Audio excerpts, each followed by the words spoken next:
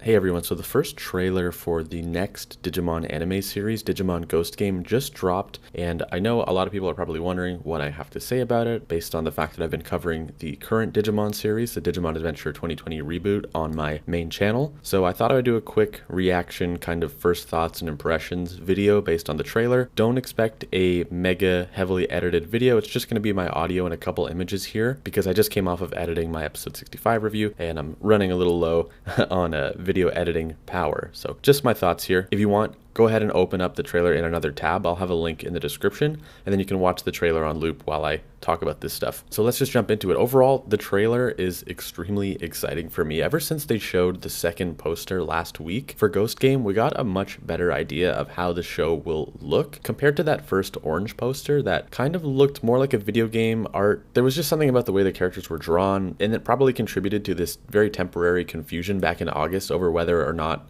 Ghost Game was a new show or a video game or what. But the second poster just kind of blew me away with the art and the RGB kind of color scheme that was going on. And now we get to see that new art in motion, and it looks like a gorgeous new anime. I really appreciate the departure from the art style compared to Adventure. It looks like it's completely its own thing. The more I hear about Ghost Game and the more I think about Ghost Game, I think that the premise is really strong. This idea that we're chasing down weird hollow ghosts in the real world, honestly, it's reminding me of the first season of Bleach, which was my favorite season of Bleach actually. There was also a line in one of the descriptions that was released, so shout out to With the Will and Wikimon and KARN EX for sharing all this information, but there was a line about how Hiro's Digivice came from his father, and with this being the 22nd year of Digimon running as an anime series, I'm very interested in how deep they'll go with the idea of legacy and generations and passing the torch in this series. Like, why did Hiro's dad have a Digivice? Is it going to be that he was like an inventor, he just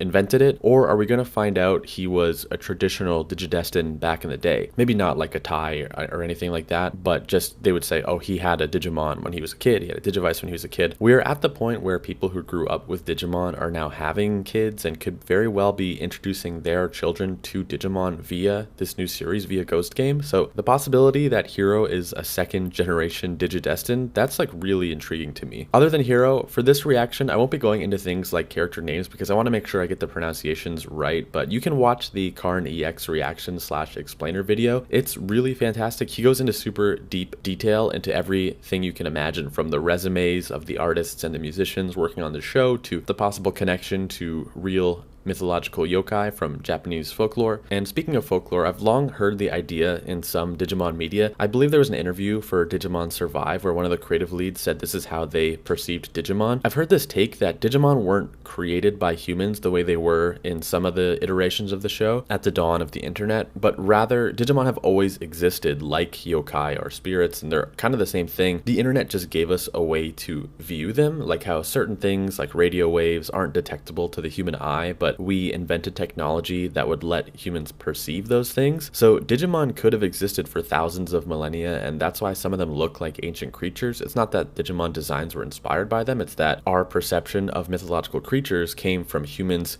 seeing Digimon a millennia ago. Like maybe there was a lightning storm that caused an electricity current, and suddenly for half a second you could see Greymon, and somebody drew that, and that became the foundation of a certain mythological beast in our storytelling. So Ghost Game doing this thing where the general public doesn't know what Digimon are, but know there are these weird hollow creatures that are suddenly visible to some humans, that is a really excellent premise. We kind of joked about how it's kind of taking from Yokai Watch when we first heard about this show, but the more I think about it, the more this premise makes sense for Digimon specifically. Not to mention the fact the show is coming in fall. I love the spooky vibe. It's also kind of like a kid-friendly version of Japanese horror. I know it's never going to be as intense or spooky as a real horror movie, but I just love the idea that it's doing this thing like technology-based rumor mills where there's this hearsay online that if you do X, then Y will happen. It's like a kid version of The Ring or something, and it's like Digimon is embracing Japanese horror in a very light way, but also embracing kind of internet creepypasta, which is really interesting and smart. It's not clear to me if this show has any plans to go into the digital world or not. I kind of hope it's a Digimon series that just takes place in the human world with Digimon appearing. I guess because we just came off of Adventure, which was almost entirely in the digital world, I would be down to hang out in Tokyo. Presumably they're in Tokyo. It's also unclear how long the show is going to run because the animation is so clean and sharp. I wonder if it will be a shorter show, like if they don't have the budget to do this level of art for 60 plus episodes. Digimon has never done a short series, at least not like a mini series, but I would honestly love a nice 12 episode one-shot season of Digimon where they get in and get out, tell their story and go. They don't have to pad it out and do 65 plus episodes, but Digimon has never really done that. There were rumors that there would be a season 2 of the Adventure reboot and Ghost Game was just filling in the gap. But for one, this was always just a rumor or even just a theory, and two, honestly, having just watched episode 65, it's feeling like we're at the end of the road for Digimon Adventure 2020. I don't see a second season coming unless it's the 02 reboot with a time skip and whatnot. So I don't know if Ghost Game is going to be 12 episodes or 50 or 30. Hopefully they release that information soon because they did release the amount of episodes 2020 Adventure was getting like a year ago. One other thing to comment on here is I'm absolutely stoked about the cast size being just 3 kids. It means we have more time to write for these characters and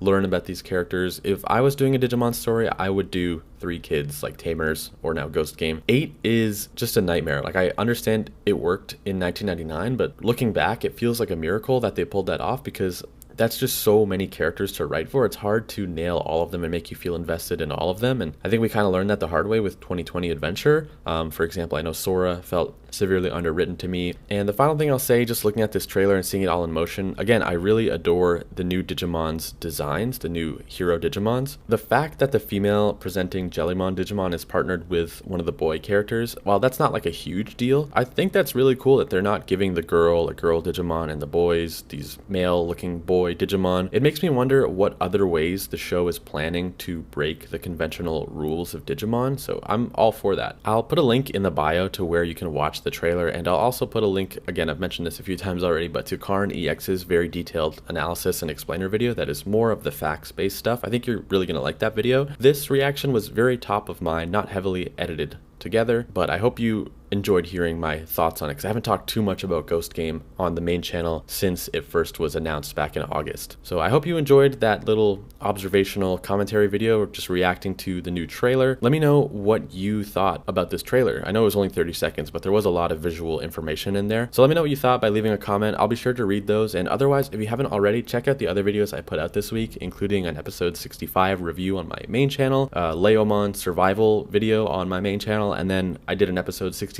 preview where we talk about the animators who are going into the finale on this channel. All right, thanks for watching. I will see you on October 4th when we react to Ghost Game episode 1. That'll probably be on my other channel though, so make sure you're subscribed to both if you haven't already. And yeah, I'll see you in the next video. Peace.